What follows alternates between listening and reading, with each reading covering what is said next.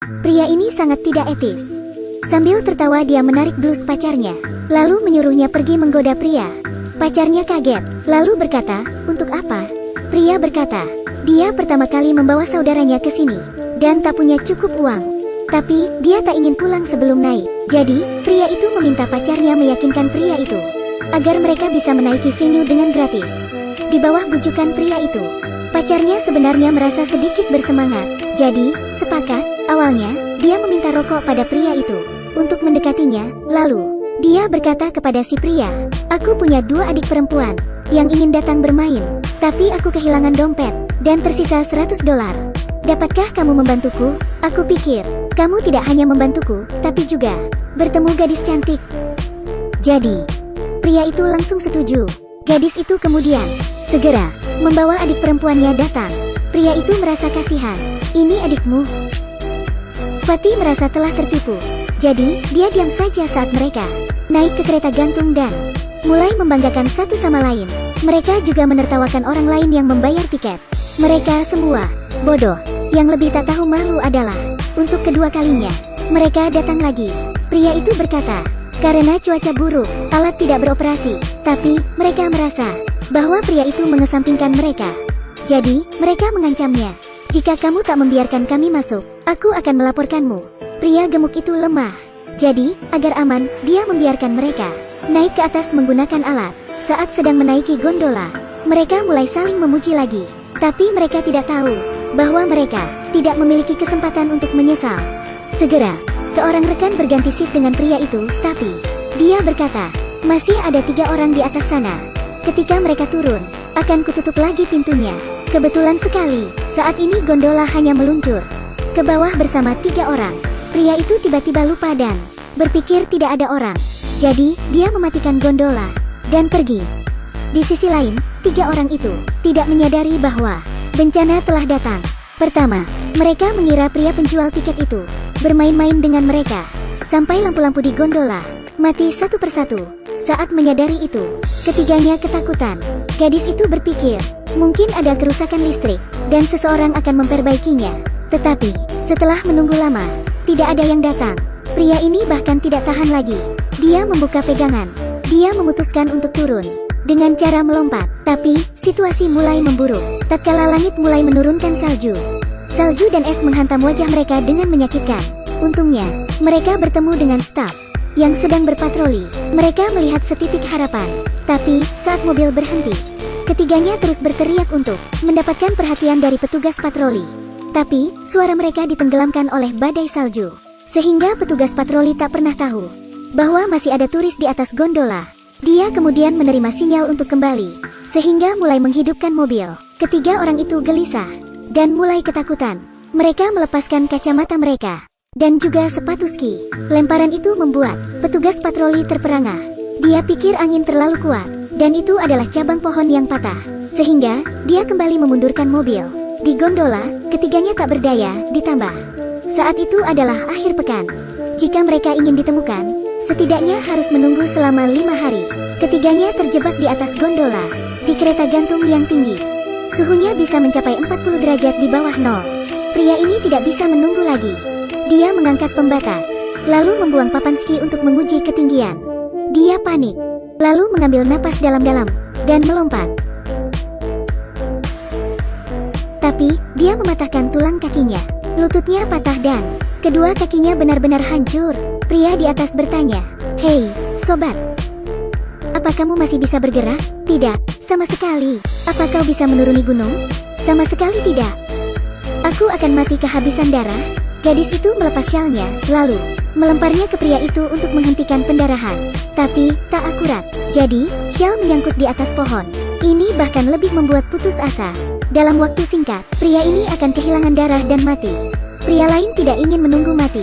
Jadi, mereka pergi ke arah kabel dengan naik ke sisi yang berlawanan. Tapi, itu terlalu tinggi. Kakinya gemetar, sehingga terpeleset dan hampir jatuh. Mereka harus memukul salju dan es di sandaran. Es jatuh di kepala pria di bawah. Ketika dia membuka mata, seekor serigala menatapnya. Marshall sangat gugup, tapi dia hanya bisa duduk tak bergerak. Seketika, gadis di gondola melempar papan skinya dan mengusir serigala. Hewan itu melolong di kejauhan, dari tempat yang tidak jauh. Pria itu terus memanjat, tapi sepatu bot di kakinya terlalu berat. Jadi, dia mulai kehilangan tenaga. Dia melihat ke bawah dengan panik. Tiba-tiba, sekelompok serigala datang dan mendekati Marshall. Mereka gemetar ketakutan. Selesai sudah, pria itu berteriak putus asa. Jangan biarkan dia melihat. Pria di atas menutupi mata gadis itu, dan tidak ingin dia melihat adegan mengerikan di bawah. Lolongan serigala bercampur dengan teriakan pria di bawah. Suara makan serigala terdengar di telinga mereka. Gadis itu menangis dengan sedih. Karena keserakahan, mereka kehilangan orang yang dicintai. Tidak. Gadis itu menangis keras. Tengah malam, para serigala telah pergi, dan tersisa bagian tubuh pria di bawah. 2 orang di kereta gantung itu mati rasa. Tangan pria itu juga tergores saat memanjat kabel dan mengalami luka. Sedangkan gadis itu mengalami syok. Dia berkata, "Kenapa kau membiarkannya melompat?" Pria itu tersinggung. Dia bilang dia bisa, tapi kamu tak menghentikannya. Kedua orang itu saling menyalahkan untuk melepaskan beban di punggung. Gadis itu mulai menangis lagi. Tidak ada yang mau memikul kematian pria itu di pundak, karena bebannya terlalu banyak. Saat mereka bangun, tentu saja, Resorski masih kosong.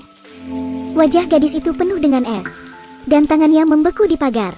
Saat dia hendak mengangkatnya, telapak tangannya sudah menempel di pagar. Cukup, sudah. Tangannya membeku dan ungu. Saat dia menekan tangannya, daging dan kulit terpisah. Setengah dari kulit tangannya robek. Rasanya sangat sakit. Sisi kanan wajah gadis itu telah membeku dan berdarah. Tapi, dia tidak mengetahuinya. Hanya rasanya sedikit gatal. Dia ingin menyekanya dengan tangannya. Tapi, kemudian dia berhenti. Karena menggosoknya akan lebih buruk. Mereka menunggu seseorang menyelamatkan mereka. Seperti menunggu dijemput kematian. Dingin, lapar, haus. Fisiologi gadis itu rusak. Dia mengalami inkontinensia. Dan tak bisa menangis lagi. Tangannya ia tidak sengaja menyeka kulit wajahnya. Tapi dia sudah tidak sadar. Kali ini, mereka berbicara dalam waktu lama. Seolah-olah sudah siap menerima kematian. Karena tidak bisa diselamatkan. Tapi, mereka mencoba menyelamatkan diri. Ayo naik. Dia tidak menunggu, dan meraih kabel dengan 2 tangan. Menggantung di udara. Setiap langkah maju sangat sulit. Apakah ini harapan? Tetapi, harapan ini juga milik para serigala di bawah. Mereka sangat sabar menunggu. Manusia-manusia itu jatuh, dan seperti menghitung mundur. Untungnya, pria itu dapat bertahan hingga ke kereta gantung sebelumnya. Saat ini, kedua tangannya berdarah.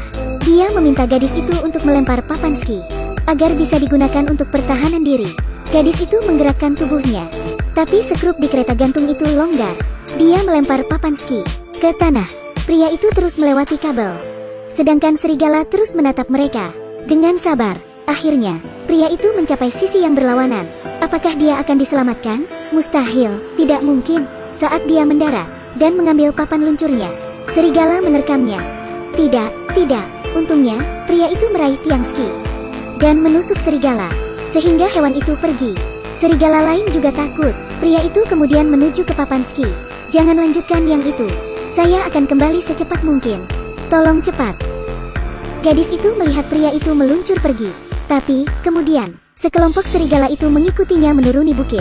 Gadis itu tak bisa melakukan apa-apa selain berdoa. Karena tak ada yang bisa dilakukan. Hari berlalu dengan cepat.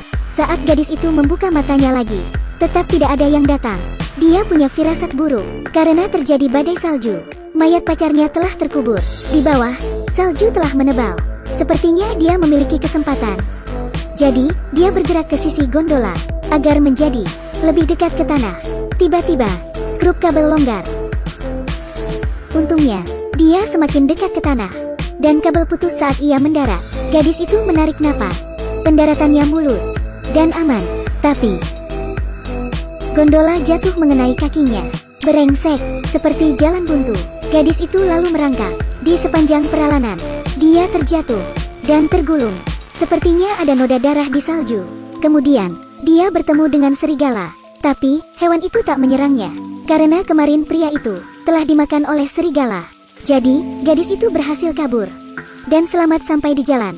Kemudian ia diselamatkan dan melihat keluar jendela dengan mati rasa. Dunia itu berharga, tapi tidak untuk mati.